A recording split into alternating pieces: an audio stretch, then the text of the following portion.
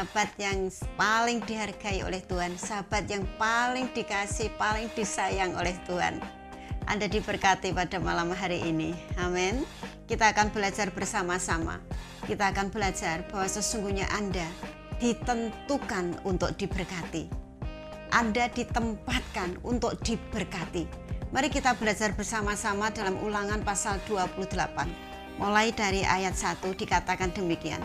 Jika engkau baik-baik mendengarkan suara Tuhan Allahmu dan melakukan dengan setia segala perintahnya yang kusampaikan kepadamu pada hari ini, maka Tuhan Allahmu akan mengangkat engkau di atas segala bangsa. Kita sudah ditentukan, ditetapkan, diberkati di atas segala bangsa. Tetapi mungkin Anda berkata, lihat kata-kata sebelumnya, Bu. Dikatakan jika engkau mendengar baik-baik, melakukan dengan setia segenap perintah yang disampaikan Tuhan sepanjang umur hidupmu. Tuhan ngerti bahwa kita tidak akan bisa. Hanya 10 hukum itu loh Tuhan. Saudara, sahabat, kita tidak bisa melakukannya. Dan Tuhan sadar benar setiap kali kita dikasih peraturan, setiap kali kita dikasih hukum, setiap kali kita dikasih firman, setiap kali kita dikasih aturan, kita tidak bisa melakukannya. Tetapi Tuhan punya ide, ini idenya Tuhan. Sungguh murni hanya idenya Tuhan, bukan usulnya manusia. Tuhan, manusia tidak pernah berkata, aku tidak bisa melakukannya. Dengan kesombongannya manusia berkata, oke, amin, aku melakukannya. Tetapi Tuhan mengerti di situ, oleh karena itu Tuhan turun sendiri ke dunia. Mau menggantikan kita, mau mempermudah, mau memperingan, supaya kita tidak terbebani, supaya berkat ini sungguh nyata dalam kehidupan kita. Berkat yang mana? Berkat di atas bangsa-bangsa. Caranya bagaimana? Yesus mau mati di kayu salib untuk menggantikan kita. Semua peraturan, semua hukum sudah diselesaikan Tuhan di kayu salib.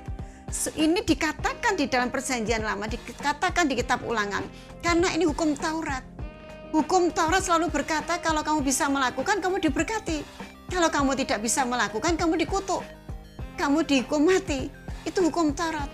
Tetapi di dalam Yesus, setelah Yesus disalibkan, Yesus bisa mengerti kita. Sehingga berkatnya tetap ada dalam kehidupan kita. Engkau akan diberkati di atas bangsa-bangsa. Berkat itu sudah ada dalam kehidupan kita. Berkat itu sudah menjadi milik kita. Sudah sah menjadi milik kita. Sehingga kita bukan orang sembarangan. Kita adalah orang yang diberkati. Lihat ayat seterusnya, diberkatilah engkau pada waktu di kota, diberkatilah engkau pada waktu di ladang, dimanapun posisi kita. Saat kita di luar kota, saat kita di dalam kota, saat kita di desa, saat kita di kota terpencil, kita diberkati. Dan berkat itu sudah terlanjur diberikan kepada kita. Oleh karena sudah ditebus di kayu salib, dengan keadaan kita di hadapan Bapa, kita bukan orang yang bersalah lagi. Di hadapan Bapa, Bapa berkata, aku tidak pernah memperhitungkan kesalahanmu. Aku tidak pernah mengingat-ingat dosamu. Tuhan tidak pernah mengingat masa lalu kita. Tapi Tuhan sedang menuliskan masa depan kita, yaitu diberkati di atas bangsa-bangsa. Diberkati pada waktu kita di luar kota, diberkati pada waktu kita di dalam kota, diberkati pada waktu kita di desa, diberkati pada waktu kita di kota. Berkat itu sudah menjadi hak kita. Lalu kok dikatakan di sini, diberkatilah buah kandunganmu, diberkatilah anak-anak kita. Diberkatilah anak-anak kita. Di dalam pasal 4 ini, ayat 4 ini, diberkatilah buah kandunganmu. Sepertinya sama dengan ayat 11, tapi beda. Ayat 4 ini, diberkatilah buah kandunganmu secara kualitas. Jadi diberkatilah anak cucumu, diberkatilah keturunanmu, diberkatilah generasimu dengan berkat yang terbaik. Anak cucumu menjadi anak-anak yang baik, anak-anak yang berkualitas, anak-anak yang bernilai tinggi, bukan anak-anak yang memberontak, bukan anak-anak yang nasibnya tidak baik. Diberkati secara berkualitas. Itu yang diberikan Tuhan kepada kita. Makanya dari awal dikatakan diberkatilah engkau di atas bangsa-bangsa. Dan berkat itu sudah ada dalam kehidupan Anda. Tidak usah dicari kemana-mana, sudah ada. Yesus yang menjanjikan, yang memberikannya. Karena semua kesalahan kita sudah ditanggung oleh Yesus. Kalau kita dituntut melakukan semua hukum, kita tidak bisa. Yesus tahu itu. Sehingga Yesus mau mati bagi kita, menggantikan kita yang terhukum. Ayat 5 dikatakan, diberkatilah bakulmu dan tempat adonanmu, diberkatilah simpanan kita, diberkatilah tabungan kita. Dan kalau kita berkata bakul dan adonan, kita masih ingat janda Sarfat. Waktu itu hari kelaparan, 3 tahun 6 bulan itu kelaparan daerah mereka. Dan waktu itu Nabi Tuhan datang kepada Tuhan, pada janda Sarfat, beri aku makan. Dan mereka berkata, tidak ada, aku hanya punya segenggam tepung dan sedikit minyak. Anda ngerti, setelah ini diolah, dimasak dan diberikan nabinya Tuhan, janda ini tidak pernah kekurangan. Tepung yang segenggam itu tidak pernah berkurang. 3 tahun 6 bulan cukup tepung segenggam. Dan minyak yang sedikit itu tidak pernah berkurang. Orang lain kelaparan, dia bisa masak terus dan itu tidak pernah berkurang. Anda ngerti di situ. Saya pernah mengalami itu, sahabat. Saat kami belum punya apa-apa. Ada beras, berasnya itu tinggal 1 takar, 1 gelas takaran itu ya. Saya ambil dan saya berkata, Tuhan, tinggal 1 gelas. Harinya ini masih lama untuk datangnya beras lagi. Tetapi 1 gelas itu bisa untuk lebih dari 1 bulan. Tidak pernah berani lihat saya ambil lagi dan 1 gelas lagi, saya ambil lagi 1 gelas lagi. Ini terjadi karena saya percaya bahwa saya sudah ditempatkan sebagai orang yang diberkati. Yesus sudah memberkati saya dan diberkatilah seluruh pekerjaan kita, seluruh pekerjaan Anda. Diberkatilah engkau pada waktu masuk, diberkatilah engkau pada waktu keluar. Pada waktu kita bersekutu dengan keluarga, kita diberkati.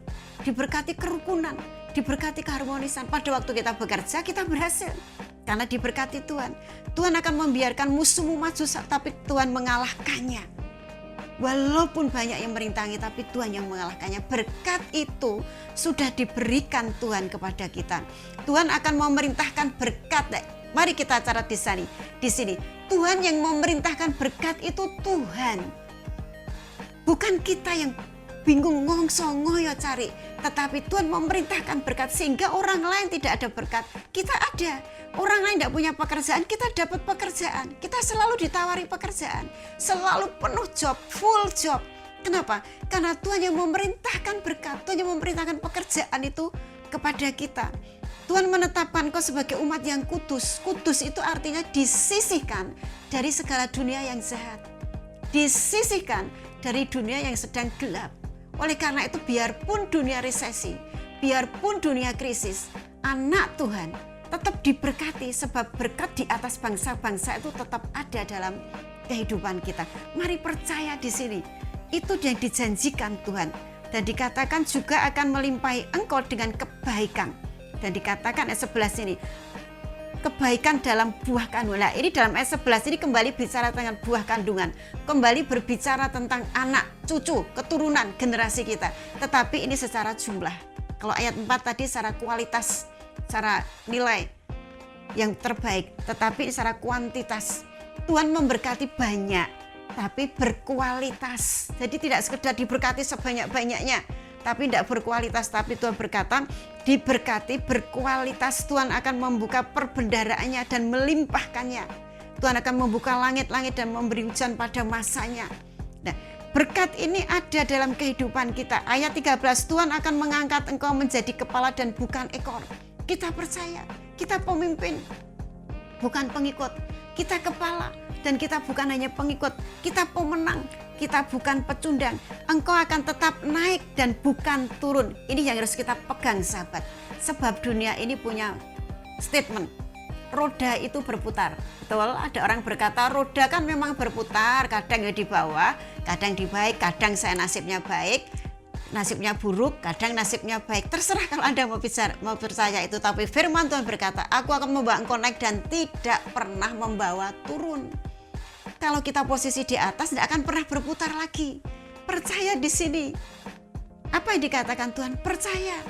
Apa yang dikatakan Tuhan? Terima berkatnya. Kita ya terima berkatnya. Tidak usah bagaimana cara mengelola berkatnya. Nanti akan diajari Tuhan caranya mengelola supaya tidak kehabisan. Tetapi hari ini terima. Kita diberkati anak cucu banyak tapi berkualitas, bernilai tinggi. Dimanapun kita bekerja, kita berhasil. Bersama keluarga kita diberkati. Waktu kita keluar bekerja, kita berhasil. Walaupun dunia resesi, walaupun dunia krisis, kita tetap ada kelimpahan. Karena ada Yesus yang kaya, yang berkelimpahan itu ada dalam kehidupan kita. Percaya saja, terima saja berkatnya itu. Dikatakan tidak pernah turun, selalu dibawa naik. Tuhan tidak pernah bawa di roda kita, tidak pernah berputar naik turun. Kita terus di atas, biarlah orang lain kalau mau di bawah silahkan.